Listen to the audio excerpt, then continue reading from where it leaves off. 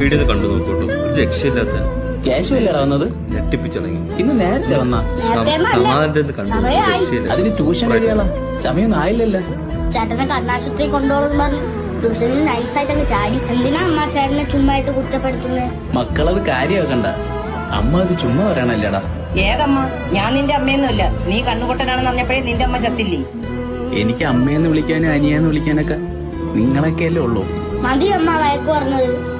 ചേട്ടൻ കഴിച്ചാ? ഞാനൊന്നും കഴിച്ചില്ലടാ, മീൻ വറുത്തേക്കൊണ്ടാ. എനിക്കാണെങ്കിൽ രാവിലെ കാപ്പി പോലും തന്നില്ല.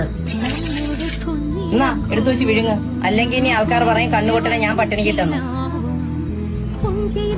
ചേട്ടാ, ഇത് പട്ടിയുടെ പാത്രത്തിൽ അമ്മ പട്ടിക്ക് കൊടുക്കാൻ വേണ്ടി കൊഴുത്തു വെച്ചതാണ്. മക്കൾ ഇപ്പോഴാണ് ഇത് കാണുന്നത്. ചേട്ടൻ കുറെ നാളായിട്ട് ഇത് തന്നെ കഴിച്ചോണ്ടിരിക്കുന്നത്.